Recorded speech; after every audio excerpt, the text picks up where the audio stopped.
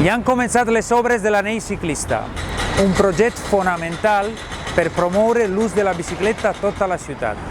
Estem parlant d'un anell ciclista bidireccional, interconnectat i segur de vora 5 quilòmetres que farà que s'incrementarà moltíssim l'ús de la bici i serà un abans i un després en la història de la bicicleta a la nostra ciutat, perquè a més connectarà el centre històric en tot el que significa per la vida de la ciutat amb la resta dels barris de la ciutat i dels altres projectes ciclistes que vindran d'ací a poc.